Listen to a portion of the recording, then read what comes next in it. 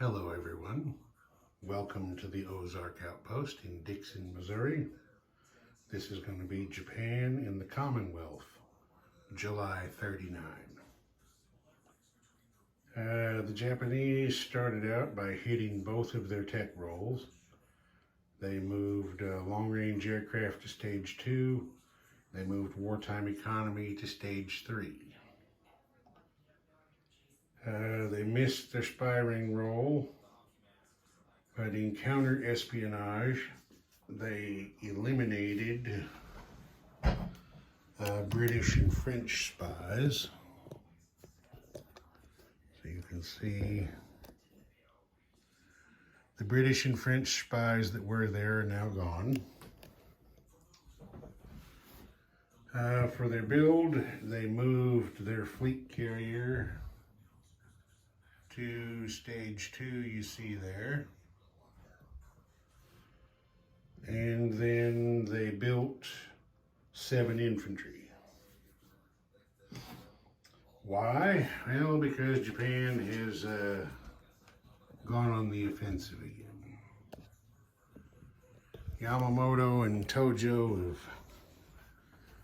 put their heads together and come up with a plan to try to get some more money. Come over here and see what they've done.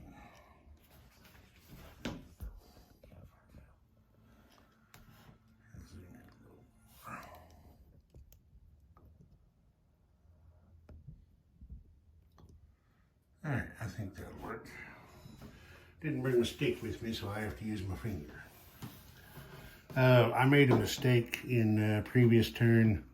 I had put a KMT militia there on Hainan, but that was an illegal move because that's controlled by a warlord. That would have been a KMT declaration of war on a warlord, and the ones that were left all would have aligned to the Chi-Coms. Chiang Kai-shek didn't want that, so we corrected it.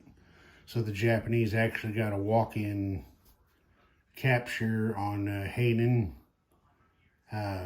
They picked themselves up another IPP. Then the troops that were on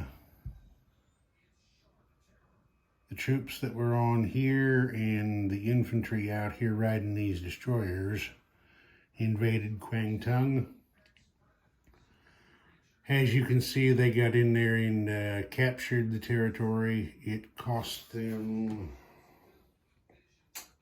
what did it cost them? 2 infantry. They picked up 2 more IPPs. Then the Marine that was here and I should have moved this up to there.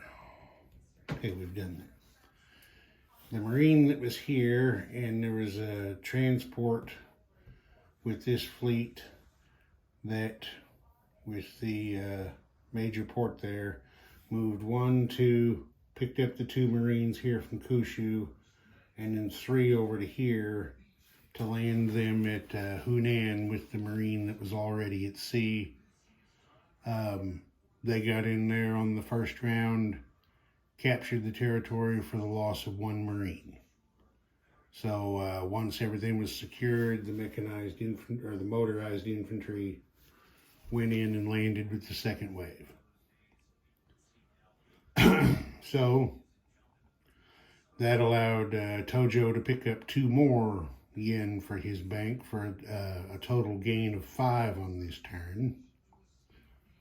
That got the Japanese income up to 31. So, not too big a surprise or too much secret what the Japanese strategy is here. Okay, as a result of their attacks and subsequent declaration of war on China, Of course, the remaining warlords, which there weren't many, aligned to KMT. You had the guys here at Yunnan, which is 4 militia and 2 infantry, and then the guys out here in Tibet, which is 1 cavalry and 1 mountain infantry. Those were the only warlords left. Oh, I guess I should have put KMT roundels on those. I'll do that off camera. But as a result of that, KMT's income went up 1 from 7 to 8 because Yunnan is worth 1 IPP. And also as a result of that, Japan lost 1 of the oil that they received from the United States. They also gave some peacetime income increases. The Brits were already at 25, which is their wartime income. Anzac got an addition. Well, it was supposed to be 2, but they were already at 6, so they moved up to 7, which is their wartime income. FEC was at 8. They also got a +2 because of Japan's invasion of China, so that took them up to 10. The United States got a +1 for the same reason, which took them up to 19. Let's see, Japan spent 2 oil on naval and air operations. I did not charge them a land operations oil for that motorized infantry going ashore because I figured the naval landing craft are what put them ashore. So I wasn't going to double charge them for that. So Japan spent 2 oil. They collected 4, which reflects their 1 loss from the United States, for a net gain of 2 oil. And then they collected their income of 31, which is what they will have to spend next turn. Okay, now we move to the Commonwealth. All right, the British hit 2 of their 3 tech roles. They advanced long-range aircraft and wartime economy, both to stage 3. They rolled to establish a spy ring in Moscow. You can see there, there we go. Let's see their guy there. And you can see everybody in London is already a double agent, so there weren't any counter-espionage roles. Now, for their production builds, the Brits built a fighter and 2 infantry and saved 1 pound. FEC finished their minor shipyard. They also built 1 Marine and 1 Gurkha and saved 3 rupees. And Anzac finished their battle cruiser. That took all of their money. There wasn't a hell of a lot of non-combat. There was just a couple of moves.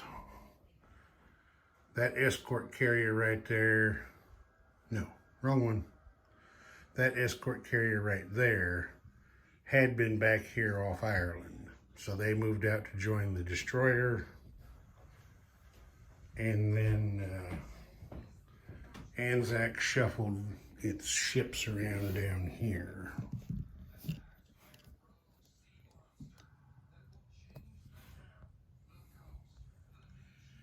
they moved the destroyer from here over to here, the submarine from here up to here. That was all they did. Well, the British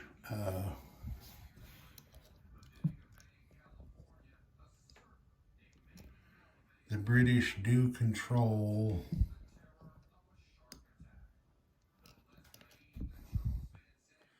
you know what, that just made me wonder about something. Get over here. Since Japan attacked the Dutch East Indies, the Dutch became British-controlled minor. So, well, I guess we could call them it's what I'm wondering. I can't remember. Like I said, it's been a little while since I played. I can't remember how I did it in the past. But if Holland becomes an Allied-controlled minor, because the Dutch are at war with Japan for what they did to the Indies down here, shouldn't the Dutch be getting a recruitment role each turn since they are a controlled minor?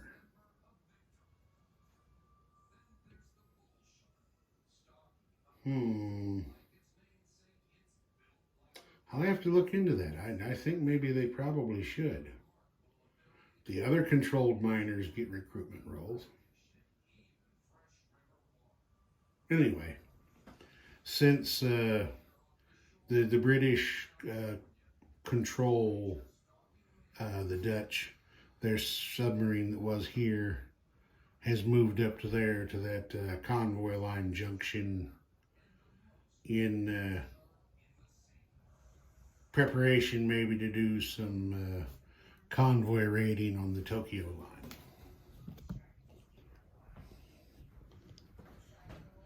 I'll have to check into that because I'm not completely sure about that. I don't, like I said, I don't remember.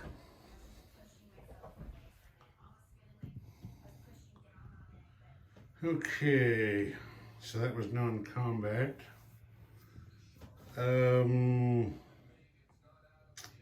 Now place units and collect income. Well, shit, I was just over there. We'll do it from here. There's Anzac's battle cruiser. They finished down there. FEC put the Marine there in Calcutta, a Gurkha in southern India, and finished their minor shipyard there. The Brits put one infantry down there in South Africa. They put the other infantry there at Eastern Egypt, and the fighter went over there to London. All right, then FEC got peacetime income increase roll. They hit a 4, which took them up to 14, which is their wartime income. That put all 3 Commonwealth nations at their wartime income. But the Brits in London elected not to declare war yet. Okay, the UK spent 2 oil and collected 3 for a net gain of 1.